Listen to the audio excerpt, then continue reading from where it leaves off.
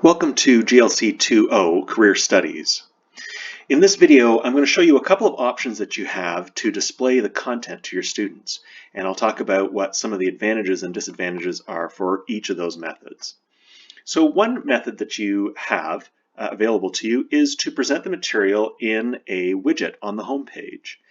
The advantage of that is the content is visible directly to students.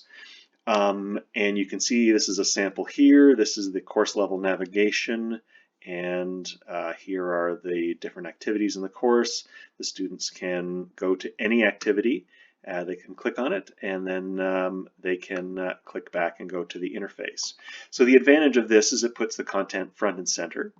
The disadvantage is that you won't have the ability to prevent students from clicking on any activity that they want to look at. And so if you want to have that level of control, you likely shouldn't use this method.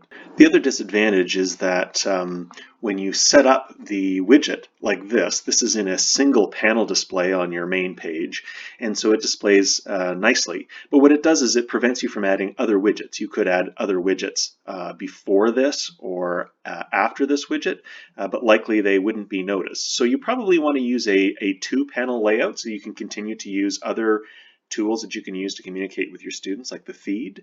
And when you do that, it does make this interface smaller, still usable because it's responsive. So it'll go down to a two-column view, so you'll see two activities at a time.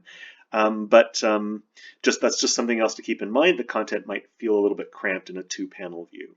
So those are the advantages and disadvantages of this particular method. The other methods rely on the content browser in the VLE and using the show hide features of the modules. So here you can see this symbol means it's hidden from students, so the teacher notes are hidden from students, which means they can't see them. Within these two modules, you have the content is identical in both of these.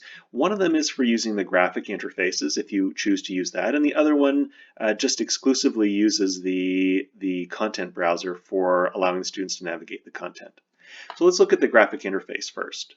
Within the graphic interface options, you have two options. So here you can see there are every activity in the course is here. So the students wouldn't see this particular thing, and I'll show that to you in a second.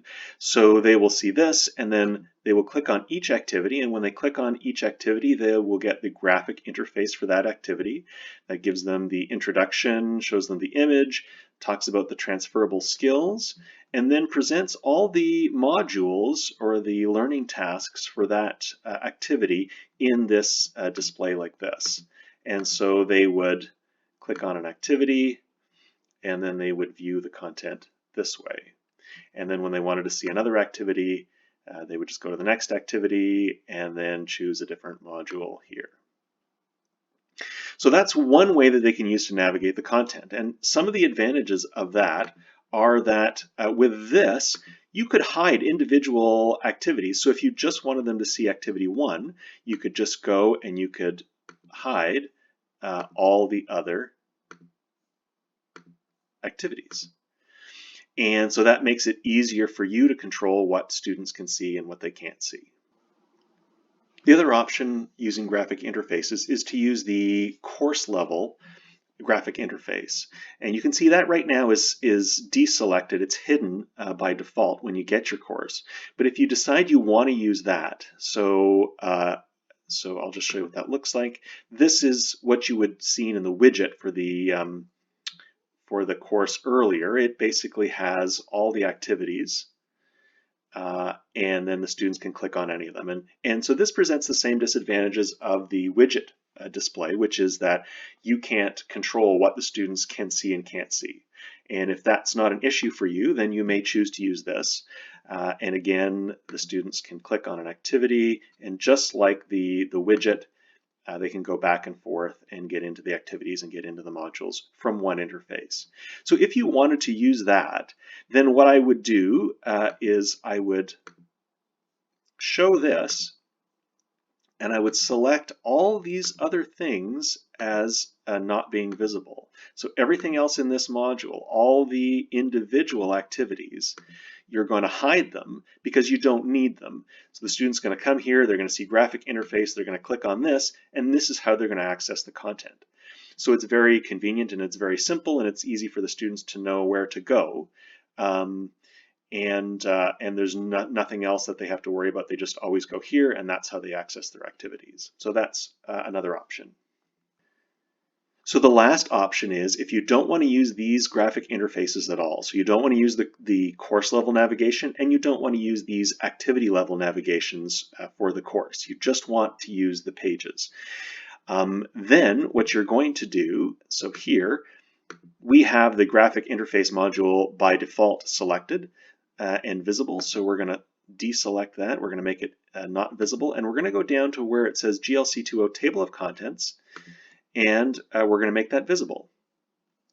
And now what the students will see is they will click on an activity. They'll still get the description of the activity and the image, and then all the modules that they're going to complete are here, and they can still access them. They can still access the narration for it, and all the content is still here. So if you don't want to use the interfaces, all you have to do is hide this graphic interface module, show this table of contents module, and your students will be able to access all the content in the course. And like the other option that I showed you, you have the ability to show and hide these individual activities so that students will only see the activities you want them to see. Final note, if you want to edit any content in the course, you can do so from the table of contents module. If let's say I wanted to edit something in the first activity, so the beginning of something amazing, I can open that, and any of the modules that I want to edit, I can just click on, and then I'm going to click on the ellipsis here in the top right corner under options, and I'm going to select edit. And that will open up the editing panel. And then you can make whatever changes you want. You can add links, you can take out links, you can add text, you can take out images, add images. You make whatever changes you want. The one thing that you should not do is do not delete above this line.